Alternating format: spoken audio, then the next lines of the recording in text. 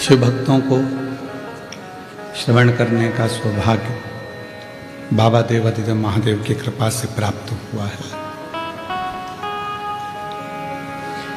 कहीं ना कहीं जलगांव वासियों का पुण्य है जो दूसरी बार यहाँ आने का सौभाग्य प्राप्त हुआ। कोई ना कोई पुण्य जलगांव वालों ने जरूर कर रखा है जो ये कथा जलगांव से ऑनलाइन चल रही है। कथा ऑनलाइन होना थी सीहोर से, पर ये दीदी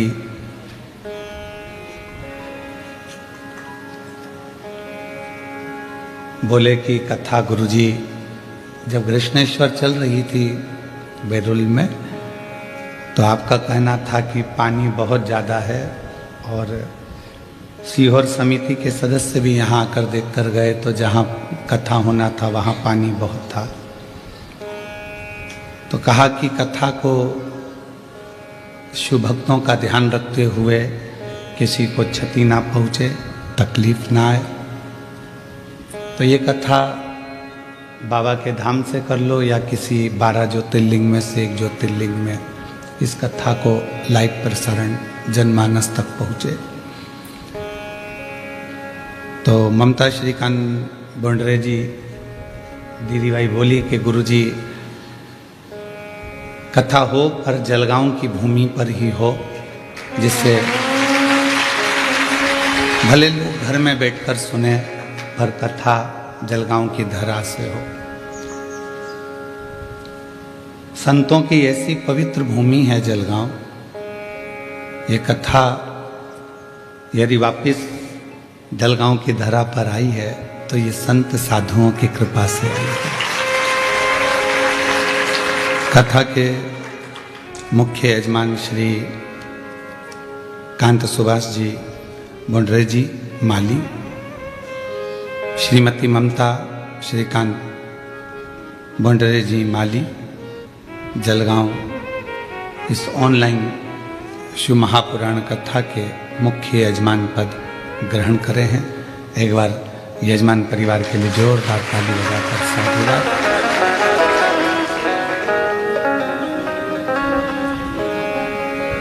कथा जो 7 दिवसीय आज 3 तारीख से प्रारंभ हुई है, 2 दिन आज और कल 1 बजे से 4 बजे तक आस्था चैनल पर और यहाँ पंडाल में कथा का समय रहेगा। 3 और 4 तारीख को, 5 तारीख से 9 तारीख तक फिर कथा का समय दोपहर 2 बजे से 5 बजे तक रहेगा।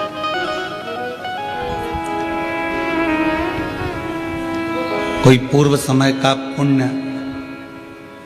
आपका और हमारा होगा। आपने भी नहीं सोचा होगा कि इतनी नजदीक से बैठकर कथा का लाभ ले लेंगे। और नजदीक तो नजदीक, इतनी शांति से,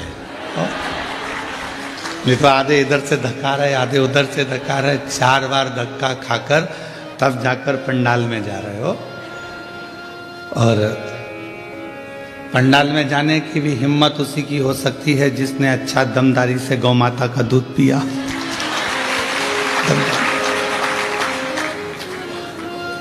कहीं कोई पिछले जन्म के अच्छे कर्म मुझे बाबा तेरा, कोई पिछले जन्म के अच्छे कर्म मुझे बाबा तेरा साथ मिला। जहाँ सारी दुनिया झुकती है, जहाँ सारी दुनिया झुकती है, मुझे वो आली दरबार मिला, दरबार मिला। कोई पिछले जन्म के अच्छे कर्म मुझे बाबा तेरा साथ मिला। कोई पिछले जन्म के अच्छे कर्म मुझे बाबा तेरा साथ मिला। शिव कथा जीवन के सारे दुखों को हरती है, कष्ट को हरती है।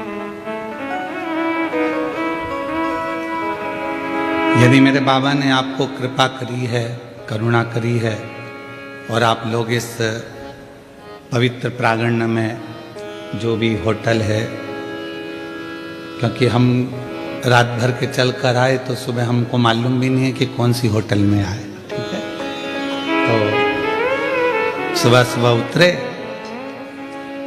और माली जी ने माला पिनाई, हम कक्ष में चले गए, पूजन अर्चना में लग गए, अपना अनुष्ठान जो चलता है उसमें करके अब शाम को पूछेंगे कौन सी है, ठीक है। तो और अच्छा है जलगांव वालों को मालूम भी नहीं पड़ना चाहिए, है? नहीं तो तुम तो बैठोगे अंदर और ये जितने पुलिसकर्मी खड़े हैं ये सब धूप में खड़े रहेंगे, टेंशन रहेगा। तो शिव कृपा है।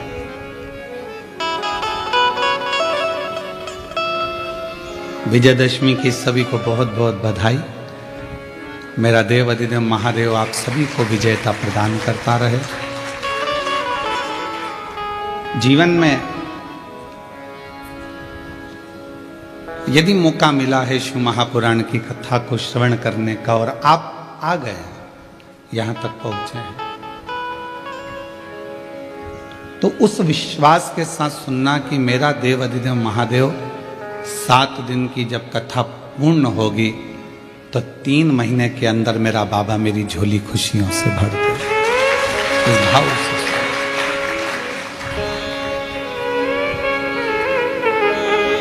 क्योंकि शिव महापुराण का सबसे बड़ा क्रम है आपका विश्वास।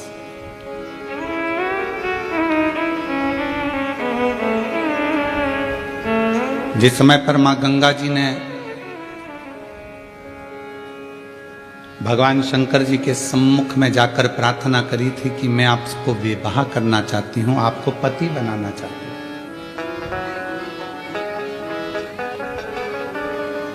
पर शिव जी कहते हैं कि गंगा, ये पार्वती जो तुम्हारी छोटी बहन है, तुम भी हिमालय की पुत्री हो, ये भी हिमालय की पुत्री है, और ये पार्वती जो तुम्हारी छोटी बहन है ये मेरी अर्धांगिनी बनेगी, मैं इसको धर्मपत्नी बनाऊंगा। तो फिर मेरा तो कोई वजूद ही नहीं रहेगा।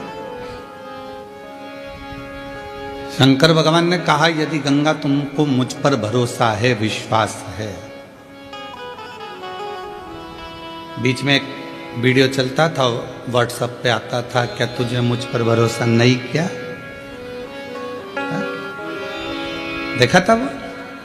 तो यदि तुमको मुझ पर भरोसा है और पूर्ण पूर्ण विश्वास से भरोसा है तो चिंता मत करना, गंगा जो पार्वती जी का स्थान है मेरे पास में, उससे भी बड़ा स्थान तुझे मैं अपने सिर पर विराजमान करता हूं।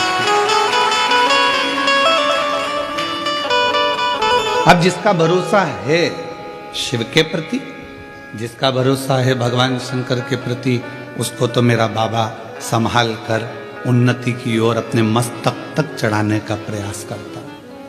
यदि विश्वास है और अगर भरोसा नहीं, इसीलिए गंगा जी के भजन में कहते हैं मानो तो मैं गंगा मां हूं और ना मानो तो बहता पानी। अगर विश्वास है तो शिव है और विश्वास नहीं तो शिव नहीं।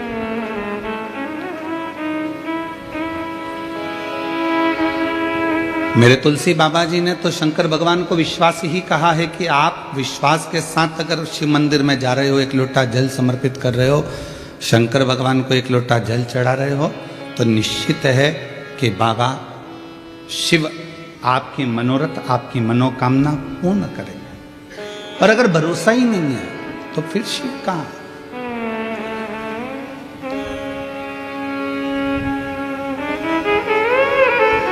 हमारी भारतीय सभ्यता में, भारतीय संस्कृति में, भारत के आनंद में, संस्कृति में, सभ्यता में, भारतीय रीति रिवाज के अंतर्गत जितने भी संबंध है हमारे विश्वास के ही तो हैं, ये भरोसे के ही तो संबंध है। मां को होश नहीं रहता, बच्चा जन्म लेता है, पिता बाहर रहता, बच्चा जन्म लेता है। घर का कोई व्यक्ति भीतर नहीं रहता जब बच्चा जन्म लेता है, और डॉक्टर सिस्टर आकर तुम्हारी गोदी में बच्चे को दे देती है और कह देती है तुम्हारी औलाद है, और हम उसको औलाद मानते। विश्वास, भरोसा, और वो भरोसा निभा तो जन्मों जन्मों तक निभता चलेगा। ना लड़के को देखा ना लड़की को देखा, कौन लड़का है कौन लड़की है, बस संबंध पक्का हुआ, और संबंध पक्का होकर विवाह हुआ। भरोसे के साथ हम उसके ऊपर आश्रित होकर चले। विश्वास। एक रक्षा सूत्र हाथ में बंधा और कह दिया ये तुम्हारी बहन है, तुम इसके भाई हो, और हमने एक रक्षा सूत्र पर विश्वास कर दिया।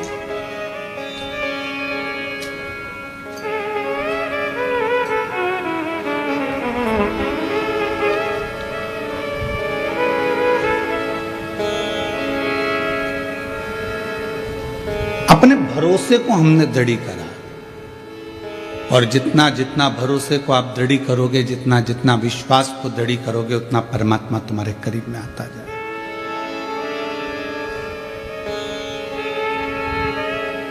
आज एकादशी से मध्य पूर्णिमा के बाद तक ये पवित्र कथा चलेगी। आप सभी को मालूम होगा, विजयदशमी जब पूर्ण हो जाती है, विजयदशमी जब पूर्ण होती है, और पूर्ण होने के बाद मां आद्य शक्ति 64 योगिनियां भगवान शंकर के पास जाकर पंचरात्रि तक नृत्य करती हैं।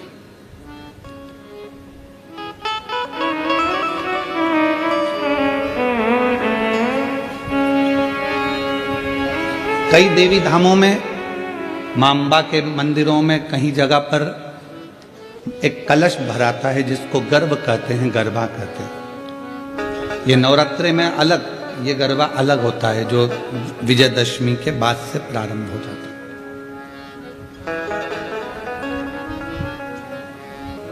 और जरा विचार करिएगा कि शिवजी ने बड़ी कृपा कर कर आप लोगों को उस समय पर ये शिव महापुराण की कथा श्रवण कराई है जिस समय पर 64 योगिनियां भगवान देवाधिदेव महादेव, मां जगत जननी जगदम्बा भगवान शंकर के साथ नित्य लीला करती हैं, नित्य नृत्य करती हैं। और जो भक्त उनकी शिव और शक्ति की कथा कर तत्व ग्रहण करते हैं, उनकी झोलियां खुशियों से भर देती हैं। ये साधना का समय है।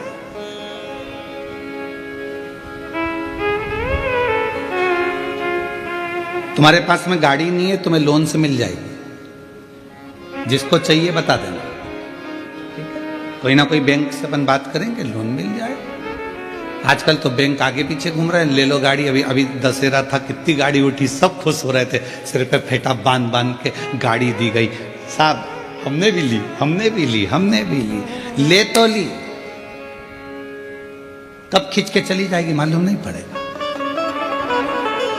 लोन पे गाड़ी मिल सकती है, लोन पर मकान भी मिल सकता है, लोन पर जेवर भी मिल सकता है, लोन पर प्रॉपर्टी भी मिल सकती है, लोन पर आप फैक्ट्री भी डाल सकते हो, लोन पर आप बंगला भी बना सकते हो, पर लोन पर आप इज्जत प्राप्त नहीं कर सकते हो।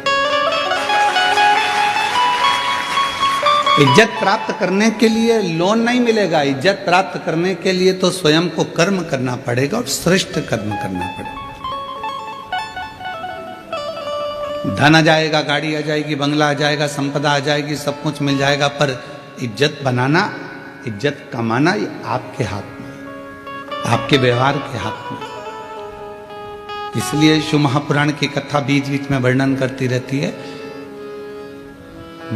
मत बुरे कर्म कर बंदे वरना पछताएगा, भगवान की आंखों से तू बच नहीं पाएगा, तू बच नहीं पाएगा।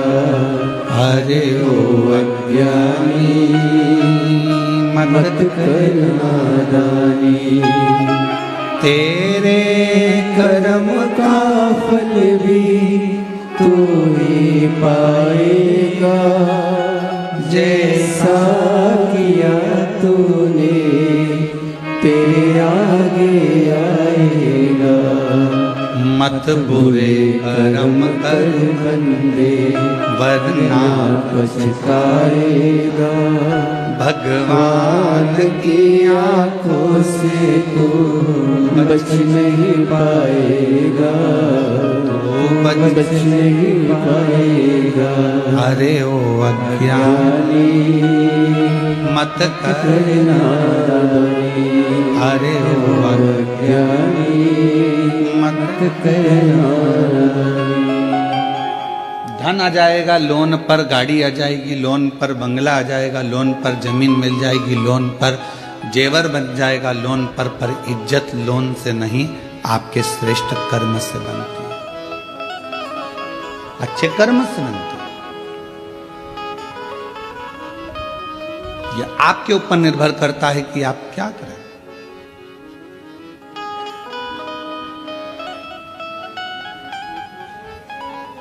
तो शिव नाम भगवान शंकर की यह पवित्र कथा विश्वास की कथा, आप जितने दिल से सुन सकते हो, पूरे डूब जाओ उसके अंदर। 7 दिन हमें मालूम है पहला दिन थोड़ा भारी निकलता है, क्योंकि ये जो तुम्हारा 1 बजे से 4 बजे तक का जो समय है, बर्तन वर्तन मांज के सबको खाना खिला के स्कूल भेज कर ऑफिस भेज कर, ये समय तुम्हारा थोड़ी देर, और फिर पलंग पर धीरे धीरे मोबाइल चलाते चलाते नींद लग गई। 3:30 पौने 4 बजे उठोगे, फ्रिज खोलोगे, दूध निकालोगे, चाय बनाओगे, बढ़िया पीने के बाद में थोड़ी देर बैठ के गप्पे, फिर इसके बाद में कोई आ गया तो उनकी बात, फिर थोड़ा खाना पीने की तैयारी। अब उस बीच में सीवर वाला महाराज फंस गया, तभी इतना एडजस्ट करना पड़ेगा। पहला दिन इसलिए थोड़ा भारी रहता है, तो सावधान इंडिया, तो थोड़ा पहले दिन वाले जरा सावधानी से सुनना है, बहुत सावधानी से। और जो दीवार के किनारे किनारे बैठे हैं, थोड़ा सावधान आप ज़्यादा रहना, ठीक है, क्योंकि कुंभकर्ण की 2 धर्म पत्नियां थीं, एक निंद्रा एक कर्कटी। कर्कटी का पुत्र भीम था, जिसका संगार भगवान शिव जी ने किया तो भीमा शंकर हुआ, 12 ज्योतिर्लिंग में से एक ज्योतिर्लिंग। और दूसरी थी निंद्रा। जब कुंभकर्ण मर गया तो निंद्रा रो रही थी, बहुत विलाप कर रही थी, तो राम जी ने पूछा तुम क्यों रो रही हो, मेरा पति मर गया, मैं किसको सुलाऊंगी। तो राम जी ने कहा चिंता मत करो, शिव महापुराण की कथा जहां कहीं भी हो वहां धीरे से प्रवेश कर जाना, और जो बिल्कुल आराम से टिक कर बैठा हो उसको सुना लेना। तो वो आती जरूर है थोड़ा थोड़ा झपका लेने के लिए, तो थोड़ा सावधान रहिएगा। तो हर हर शिव कृपा। एक विश्वास शिव के प्रति रखिए, भगवान शंकर के। गंगा मैया ने भगवान देवादिदेव महादेव से कहा कि क्या आप मुझे स्वीकार करोगे? क्यों नहीं, क्यों नहीं स्वीकार कर सकते? अगर विश्वास है, भरोसा है, दृढ़ता है और तुम्हारा पूर्ण पूर्ण भरोसा है तो मैं तुम्हें स्वीकार करूं। चली गई गंगा मैया, तब साधना में लीन हो गई। समय आया, भागीरथ बाबा ने तप किया 60,000 काकाओं के उद्धार के लिए। वो तो भागीरथ जी थे जिन्होंने अपने 60,000 काकाओं के उद्धार के लिए तप किया और गंगा जी को पृथ्वी पर लेकर आए। शिव महापुराण की कथा तो यह कहती है कि आप किसी का उद्धार नहीं कर पा रहे तो कम से कम इस आत्मा का कल्याण तो करो, अपने आप का तो उद्धार करो, कुछ अच्छा अपने लिए कर चलो। दुकान पर बैठकर जो तुमने कमाया, ऑफिस में बैठकर जो तुमने कमाया, उसका भोग तुम्हारी पत्नी भी करेगी, तुम्हारा परिवार भी करेगा, तुम्हारे बच्चे भी करेंगे, तुम्हारा कुटुंब भी करेगा, भाई भी करेगा, माता भी करेगी, पिता भी करेगा। दुकान पर बैठकर नौकरी में जो कमाया उसका भोग सब करेंगे, तनख्वाह के हकदार सब रहेंगे।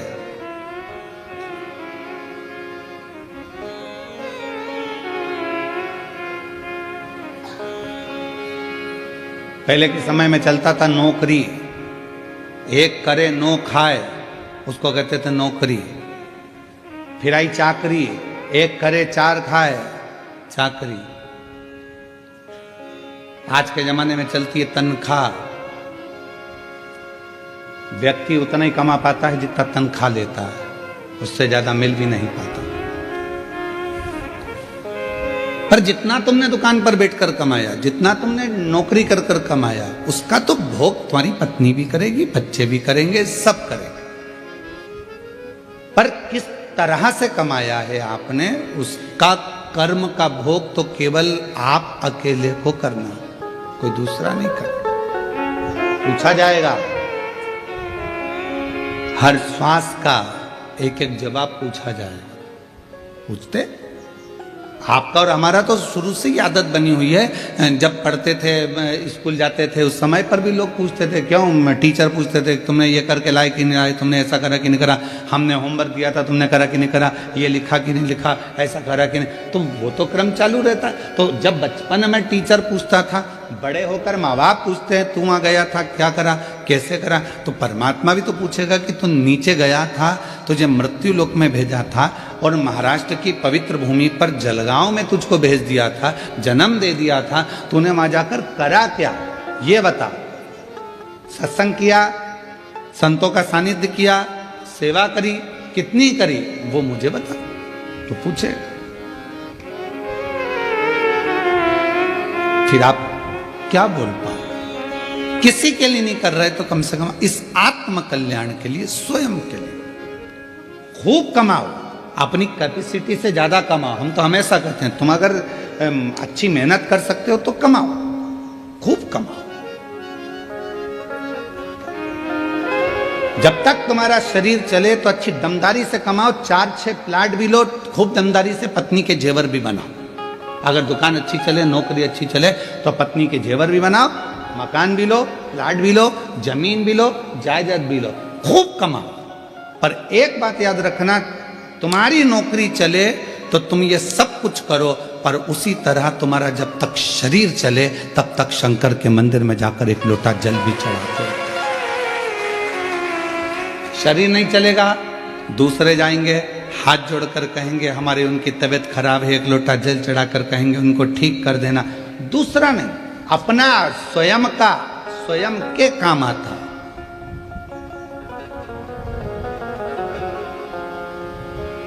स्वयं का करो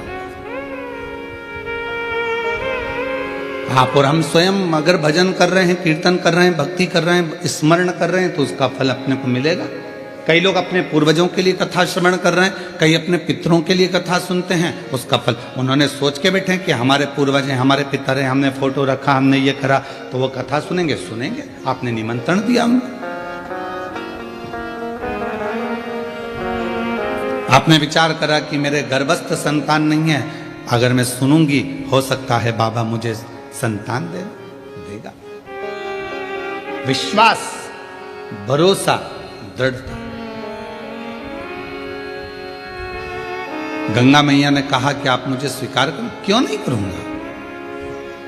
भागीरथ बाबा 60,000 राख के ढेर बने हुए कपिल मुनि के आश्रम में जो परिवार के सदस्य थे, काका थे, उन सब के उद्धार के लिए गंगा जी को लेकर आ गए। और गंगा मैया ने कहा कि मैं कहाँ रहूंगी, कौन मुझे धारण करेगा। तो मस्तक पर भगवान देवाधिदेव महादेव से प्रार्थना करी, तब शिव जी ने अपने मस्तक पर धारण किया। मस्तक। अब लोगों ने कहा क्या भगवान शंकर के मस्तक पर पूरी जटा के अंदर क्या गंगा जी आकर बैठ गई। शिव महापुराण की कथा कहती है कि पूरी जटा के अंदर गंगा नहीं है, केवल उस जटा में एक भगवान शंकर का केश ऐसा है जिस पे गंगा जी को लपेटा गया है। पूरी जटा के अंदर गंगा नहीं, एक केश, एक केश। भारत की भूमि पर 26,000 से ज्यादा नदियां, सरोवर, कुंड, तालाब, बावड़ी हैं। 26,000 से ज्यादा। और 26,000 नदियां, तालाब, बावड़ी, कुंड, सरोवर, ये सब शिव जी की जटा में ही विराजमान है, भगवान शंकर की जटा में ही।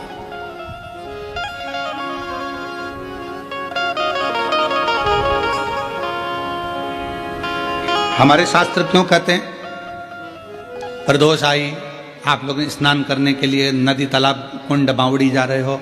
क्यों कहते हैं?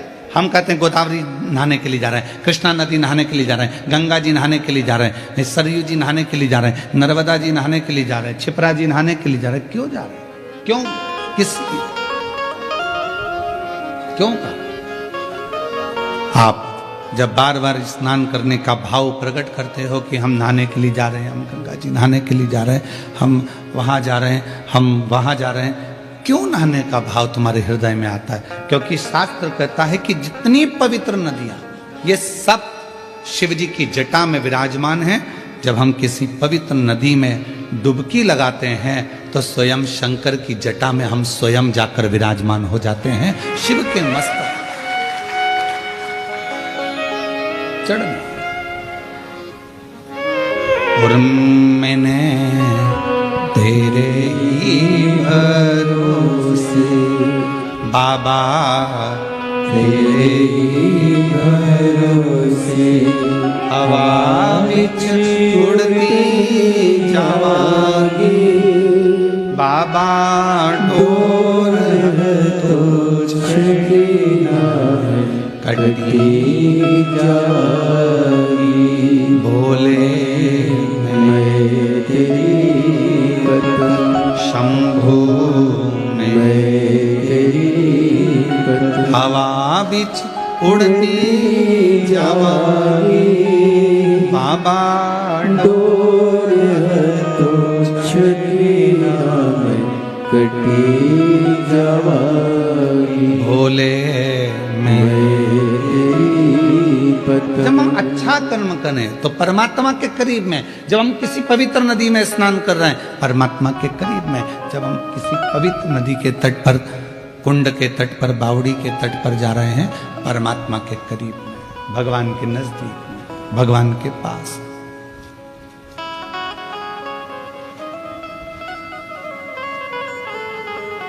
आप सबने रामचरितमानस में एक बात सुनी होगी कि रावण प्राणों को जब त्याग रहा था तो उसने लक्ष्मण जी को 3 उपदेश दिए थे। कितने उपदेश दिए हैं? 3।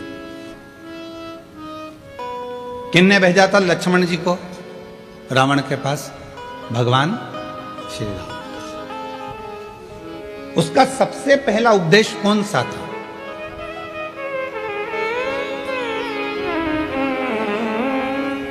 रावण ने मरने से पहले 3 बातें बोली लक्ष्मण जी के कानों में। और आप सबको मालूम है कि लक्ष्मण जी ज्ञान लेने के लिए जब गए थे तो रावण के सिर के पास जाकर खड़े हो गए थे, तो रावण ने मुंह फेर लिया था, ज्ञान नहीं दिया था।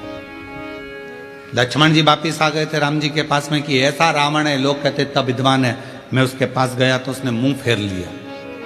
भगवान राम जी ने कहा ज्ञान लेते समय सिर पे जाके बैठते हैं कि चरणों में बैठते हैं?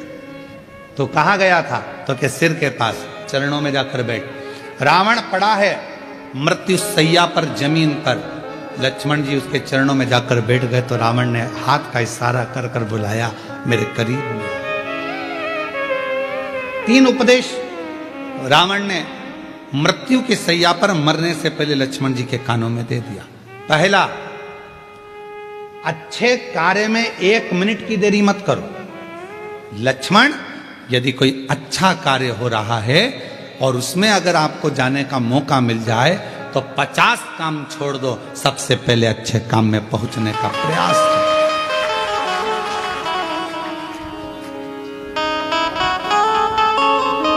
अच्छे काम में 1 मिनट की देरी मत करो। अच्छे कार्य में बिल्कुल देरी ना करिए। अच्छा कार्य करने का मौका मिला है तुरंत जाइए, भगवत भजन करिए, स्मरण करिए। किसी का भोजन कराने का मौका मिल जाए, किसी को पानी पिलाने का मौका मिल जाए। शिव महापुराण की कथा तो कितनी बड़ी बात कहती है कि किसी को अगर गिलास भी पानी का दिया जाए तो ये वाला हाथ को भी छोड़ा ना जाए, इसको भी टच कर लो। हो सकता है कि हमारा जब शरीर, हो सकता है कि ये जो आधा शरीर है, आधा भाग है मनुष्य का शरीर, जो आधा भाग किसी काम को नहीं कर पाता तो मरने से पहले आधा तन काम करना बंद कर देता है। लोग उसको पैरालिसिस कह देते हैं।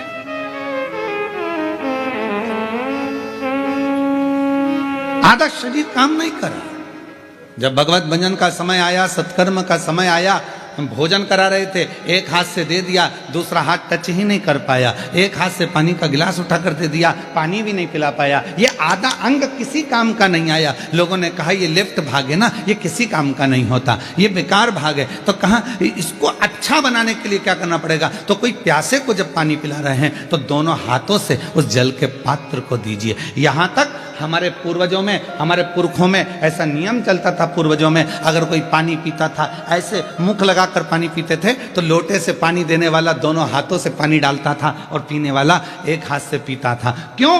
क्योंकि वो ग्रहण कर रहा है और वो देने वाला दोनों हाथों से दे रहा है। तो ये हाथ का प्रयोग पूर्ण होना चाहिए, जिससे मरने से पहले इस शरीर का आधा अंग रह ना जाए। इसको चालू रखने के लिए अभी से काम करना पड़ेगा। शिव जी के मंदिर में दोनों हाथों से जल चढ़ाइए, शंकर जी के मंदिर में दोनों हाथ से सफाई करिए, शिव जी के मंदिर में दोनों हाथ से झाड़ू पोछा करिए, शिव जी के मंदिर में दोनों हाथ से दीप को लगाइए। शिव जी के मंदिर, कई माताओं की आदत रहती है एक हाथ में घंटी पकड़ ली, एक हाथ में पकड़ लिया दिया, एक से घंटी बज रही है, दूसरे से दिया बज रहा है। पर हमारे यहाँ पर यहाँ तक कहा गया कि प्रथम आरती प्रारंभ होने से पहले मंदिर के घंटी को नाद करिए और नाद करने के बाद थोड़ी देर दोनों हाथों से दीप जलाकर उसको घुमाइए। अर्थात भगवान के सामने ये दोनों हाथों का सदुपयोग करिए, प्रयोग करिए। उसके बाद फिर भले एक हाथ में दिया ले लो, एक हाथ में घंटी ले लो, चल जाएगा, पर ये दोनों हाथों का सदुपयोग होना चाहिए, दोनों हाथों का। और कोई पिछले जन्म के अच्छे कर्म मुझे बाबा तेरा साथ मिला, कोई पिछले जन्म के अच्छे कर्म मुझे बाबा तेरा साथ मिला। जहाँ सारी दुनिया झुकती है, जहाँ सारी दुनिया झुकती है, मुझे वो आली दरबार मिला, दरबार मिला। कोई पिछले जन्म के अच्छे कर्म मुझे बाबा तेरा साथ मिला। पूर्व का कोई कर्म तो अच्छा कर्म, यहाँ तक हमारे शास्त्र कहते हैं। कितना सुंदर कहा, एक चावल के दाने को भी अगर शिव जी पर चढ़ाया जाता है तो डब्बे में से, कई माताओं की आदत रहती है डब्बा खुला हुआ है, डब्बा रखा हुआ है, उसमें से एक चावल का दाना उठाया, शिव जी को चढ़ा दिया। शिव महापुराण की कथा कहती है, डब्बी में से अगर शिव जी को चावल का दाना चढ़ा रहे हो, पहले डब्बी में से उठाकर अपनी हथेली पर रखो, फिर उस चावल के दाने को भगवान को समर्पित करते चलो, समर्पित करते चलो, फिर करें।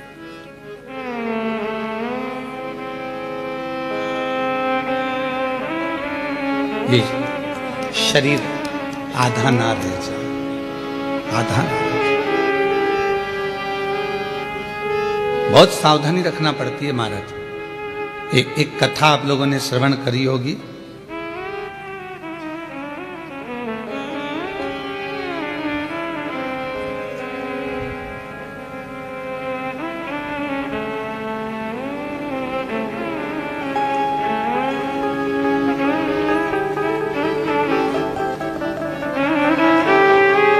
आंत्री ऋषि और अनसुईया माता की।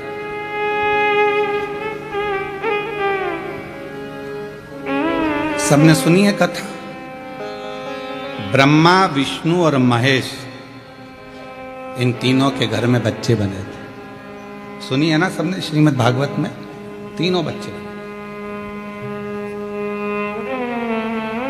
ब्रह्मा जी के अंश से स्वयं चंद्रदेव, भगवान विष्णु जी के अंश से स्वयं दत्तात्रेय, और भगवान देवाधिदेव महादेव के अंश से दुर्वासा। सुनिए सबने कथा। अब यहां तक तो आपने कथा सुनी, पर शिव महापुराण में एक पवित्र कथा आती है दत्तात्रेय भगवान की बहन की।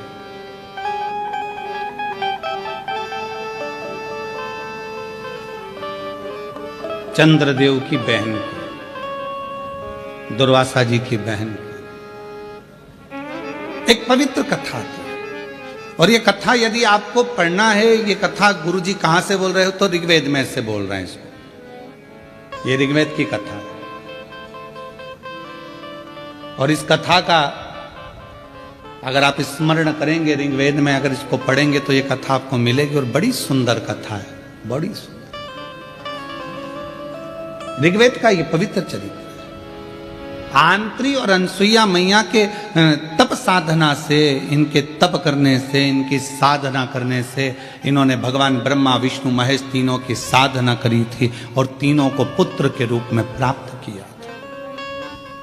तीनों कथा थी एक बड़ी सुंदर की।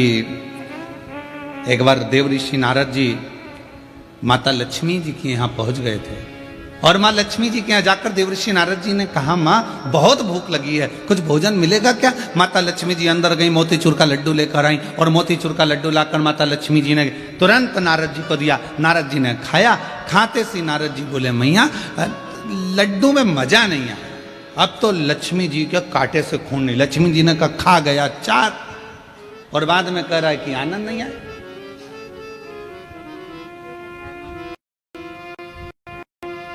लक्ष्मी जी ने पूछा, ये लड्डू अच्छा नहीं बना? नहीं नहीं नहीं। तो फिर तेरा क्या पेट भरा है? कहीं से खा के आया है तू? व्यक्ति का जब पेट भरा होता है तो उसको अच्छा नहीं लगता, तू कहीं से खा के आया? नारद जी बोले, मैया लक्ष्मी मैया लड्डू तो अनसुईया जी के घर के थे, क्या लड्डू थे, एक लड्डू खा लो और पूरा पेट भर लो। इतने में तो लक्ष्मी जी का हृदय जल गया कि मेरे घर का लड्डू बुरा और अनसुईया के घर का अच्छा। हम हमेशा अपनी व्यासपीठ से कहे हैं कि पतियों से निवेदन है, तुम्हारी पत्नी जैसा भोजन बनाए पेट भर कर खाओ, खूब तारीफ करो, भले रोटी कितनी भी जल जाए पर तारीफ अच्छी करो। मिर्ची ज्यादा हो गई कोई बात नहीं, बोल दो तू जैसा बोलती है वैसी सब्जी बनी है।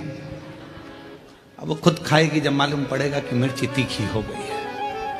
बहुत बाबा की कृपा। रोटी आई, भले वो रोटी कैसी भी हो, पर आज तो तूने पूरा भारत का गौरव बढ़ा दिया, पूरे भारत का। क्या जोरदार लेकर आई है, बहुत जोर।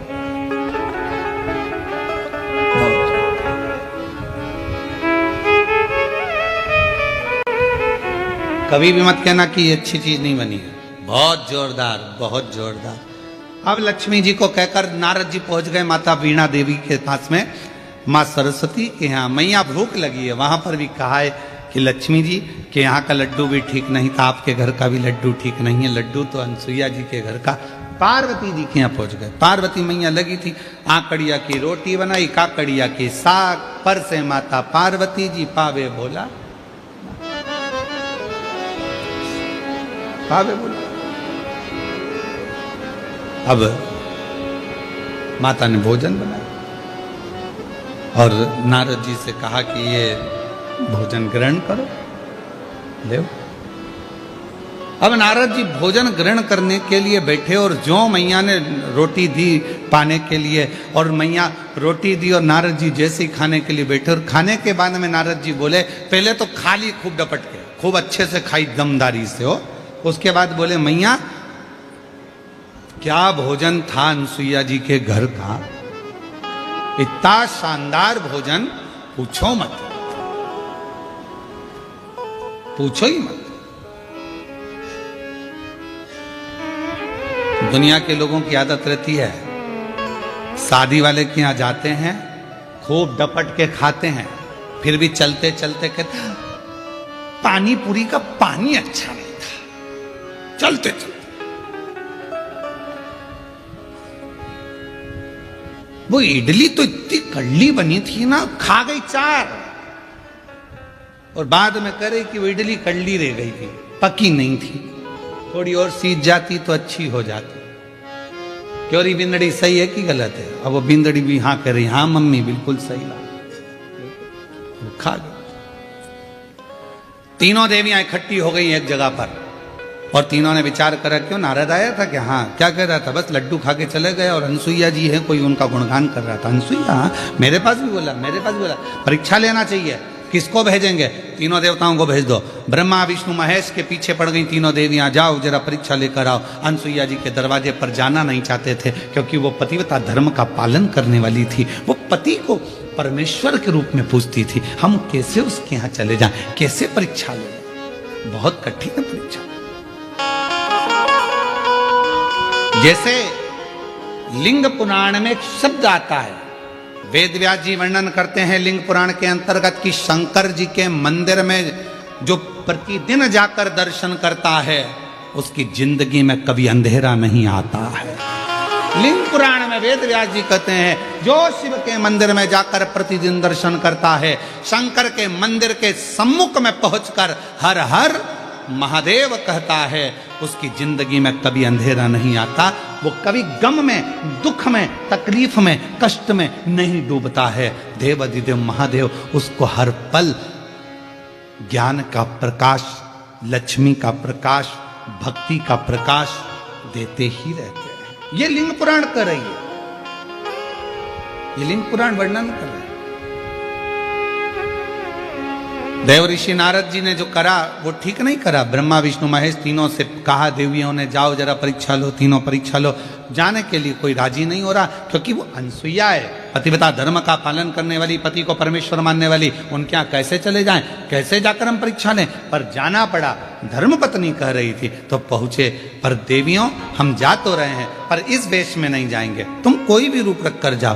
तीनों ने संतों का वेश धारण कर लिया। जाकर आवाज लगाई, माँ भिक्षाम देही। माता बाहर निकल कर आई, बाबा मैं अभी भिक्षा लेकर आती हूँ।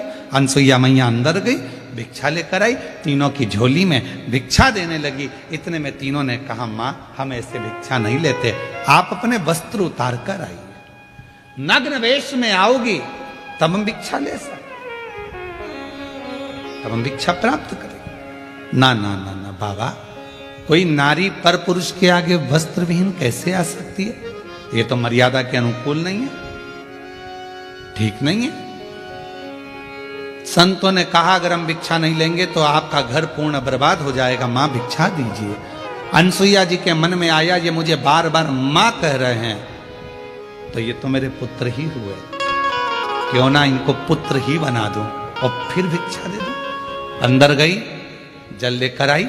अगर मेरा सातित्व पक्का है, मैंने अपने पति की सेवा परमेश्वर मानकर करी है, तो ये तीनों की तीनों बालक हो जाएं। जो जल छोड़ा, तीनों 1.5 महीने के बच्चे हो गए।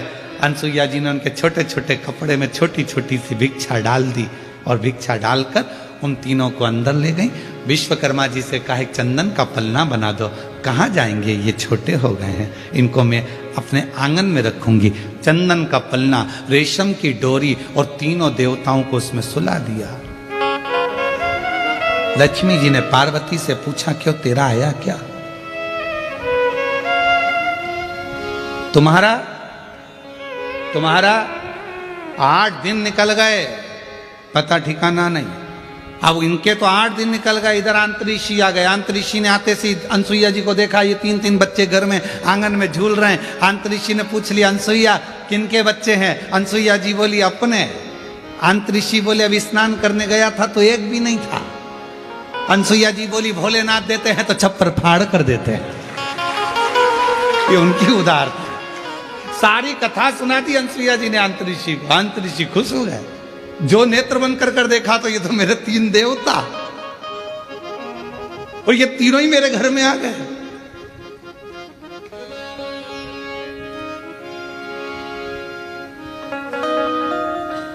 अरे भाई, बैंक का बहुत बड़ा ऑफिसर, मैनेजर, और तुम्हारी उससे पहचान कितनी भी हो, भले कितनी भी हो, वो तुम्हारे बिना नहीं रहे, तुम उसके बिना नहीं रहो, फिर भी क्या बैंक का मैनेजर बैंक का पैसा तुम्हें दे देगा? अरे बोलो तो जम के, नहीं। तुम्हारा कुछ होगा तो दे देगा, पर वो अपना नहीं देगा। अंतरिक्षी को समझ में आ गया, आज पूरे ब्रह्मांड के 3 देवता मेरे पास पहुंच गए। सुन दो, अंतरिक्षी पलना झुलावे, आनंद लेवे, आनंद प्राप्त हो। समय बीता, ऐसा समय बीता, तीनों देवियां आपस में सोच ही रही थी, तभी सामने से देवऋषि नारद निकल कर जा रहे थे। लक्ष्मी जी ने आवाज लगाई, बेटा नारद, ओ बेटा नारद। नारद जी ने मन में सोचा, आज मैया बहुत मीठा बोल रही है, और जब माताएं बहुत मीठा बोलती है ए जी, तो तुरंत खसक लो जी, नहीं तो 500 गया जी। जब मीठा बोले तब समझ लो। नारद, ओ बेटा नारद। नारद जी को समझ में आया कि मैया बहुत मीठा बोल रही है। नारद जी आए, हाँ माँ क्या बात है? माँ तुमने कहीं तुम्हारे पिताजी को देखा है, भगवान नारायण को? इतने में नारद जी ने कह दिया, मैया वो पलना में झूल रहे हैं। अब तो लक्ष्मी जी के हृदय में आग लग गई, मेरा इतना बड़ा पति पलना में झूलता है, क्यों मूर्ख बनाता है, चल निकल यहाँ से। नारद जी चले, सरस्वती जी को भी कहा, ब्रह्म पार्वती जी को भी कहा, तीनों देवियों ने नारद के हाथ जोड़ लिए। हमारे पति हमको कैसे मिलेंगे? माँ, जैसे तुम्हारे पति मांगने गए थे भिक्षा, वैसे तुम चली जाओ भिक्षा मांगने। जब अनसुईया जी भिक्षा देने का वचन दे दे, तब उनको मांग लेना, अन्न की जगह पति मांग लेना, उसमें क्या दिक्कत वाली बात है। तीनों देवियां जाने लगी। लक्ष्मी जी बोली, नारद, मैं राजरानी पटरानी लक्ष्मी, बैकुंठ की महारानी लक्ष्मी, दुनिया के लोग मेरे सामने मांगते हैं, मैं किसी के सामने हाथ नहीं फैला सकती। सरस्वती कहती है, मैं भी किसी के आगे हाथ नहीं फैला सकती। पार्वती जी कहती है, मेरी तो दौलत ही मेरा पति है, तुम खड़ी हो जाना, मैं आवाज लगा दूंगी कि भिक्षाम देहि, मैं बोलूंगी। चलो चल दिया, आवाज लगाई, माता, दरवाजा बंद था। पार्वती जी ने आवाज लगाई, माता भिक्षाम देई। शिव जी बीच में सो रहे थे, इधर नारायण, इधर ब्रह्मा। जैसी पार्वती जी ने आवाज लगाया, माता भिक्षाम देही, शंकर भगवान मुस्कुराए, दोनों देवताओं को कोनी मारकर बोले, मेरी आ गई है, मेरी पार्वती आ गई। भगवान नारायण ब्रह्मा जी बोले, अकेले नहीं जाओगे, अभी नहीं जाना। आवाज पहचानते थे, आवाज तुरंत।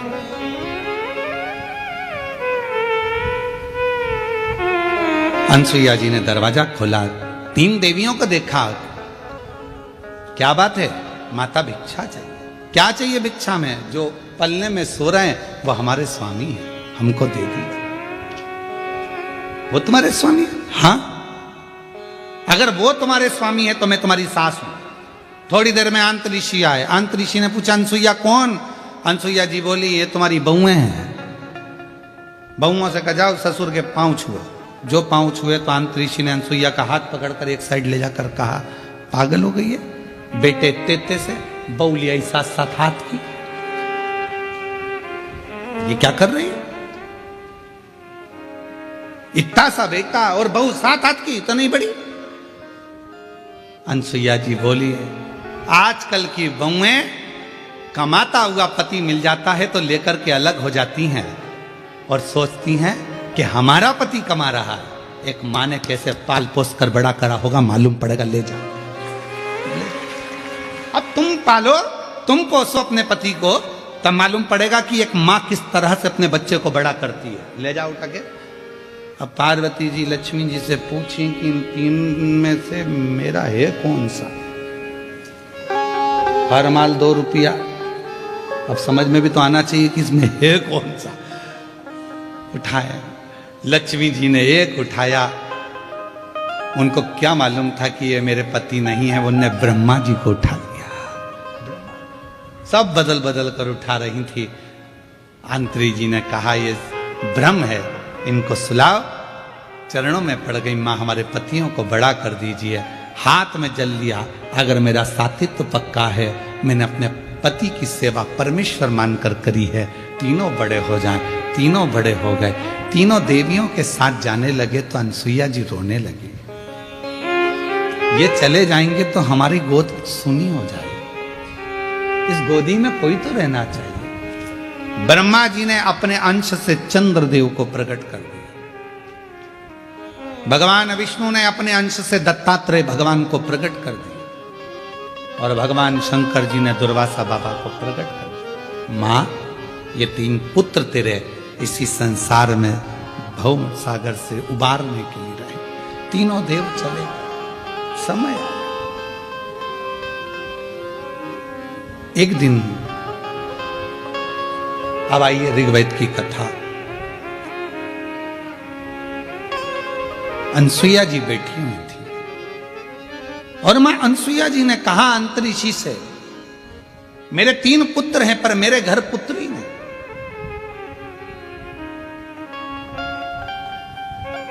मेरे घर में पुत्री का भाव नहीं है। और मैंने सुना है शास्त्रों में, अगर घर में बेटे हैं और घर में अगर बेटी नहीं है तो वो घर बिना कन्यादान के हमेशा सूना की सूना ही रहता है। कन्यादान के लिए बेटी का होना जरूरी है, बिना बेटी के कन्यादान सूना है। आप दुनिया का सारा दान कर लो, अन्न दान कर लो, वस्त्र दान कर लो, मुद्रा दान कर लो, स्वर्ण दान कर लो, भूमि दान कर लो, गौ दान कर लो, सारे दुनिया के दान कर लीजिए। अगर आपने जिंदगी में कन्यादान नहीं करा तो आपकी जिंदगी में सब, कहते हैं कुंभी पाक नरक में एक नरक का सिरा ऐसा होता है जिस नरक के सिरे को पार करने के लिए बेटी का कन्यादान करना जरूरी होता है।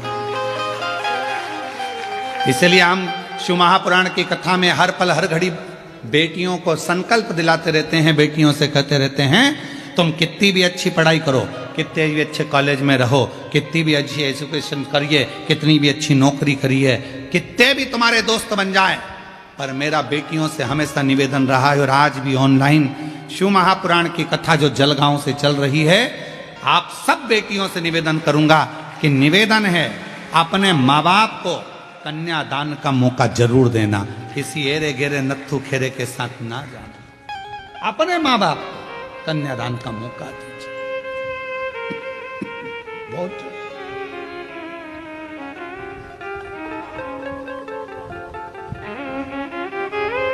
कितना सुंदर कहा, माँ बाप चले जाते हैं तब बेटा तर्पण करता है, माँ बाप चले जाते हैं तब बेटा पिंड देता है, माँ बाप चले जाते हैं तब बेटा भोजन कराकर तर्पण श्राद्ध पिंड देता है और अपने पूर्वजों को तारता है।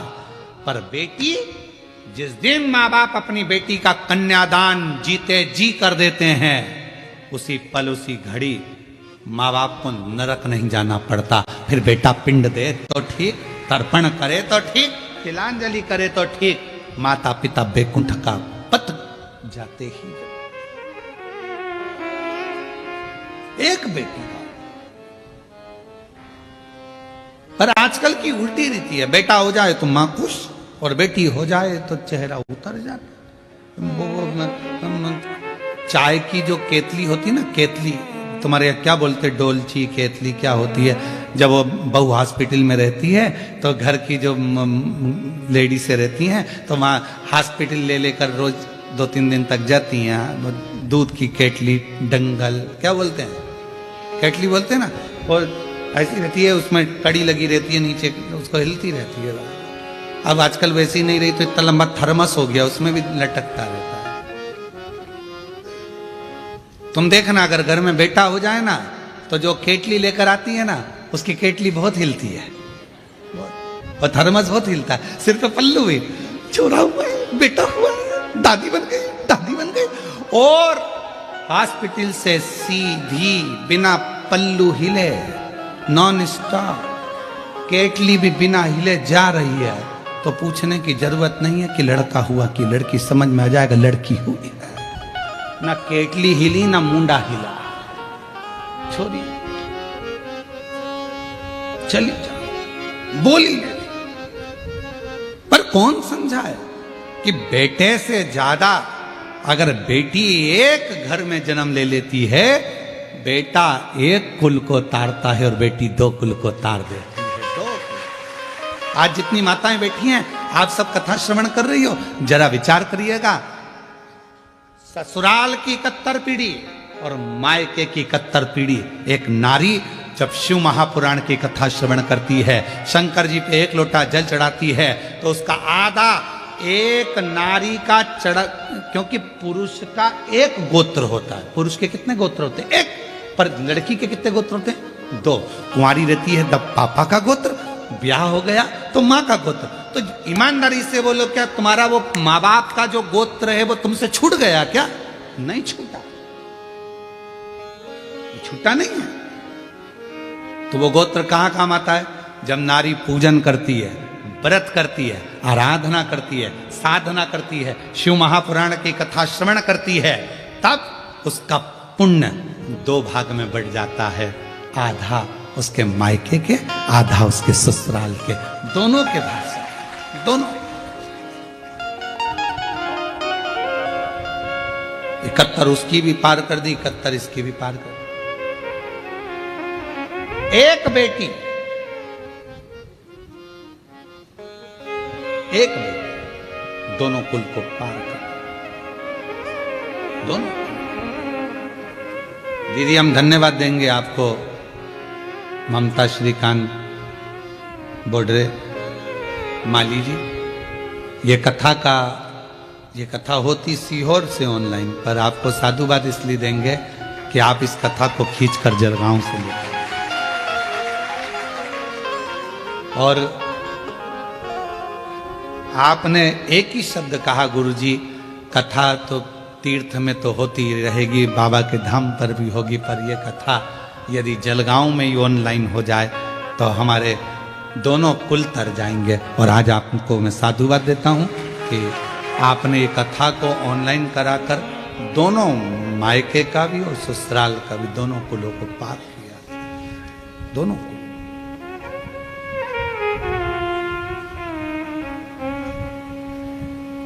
और कोई पिछले जन्म के अच्छे कर्म मुझे बाबा तेरा साथ मिला।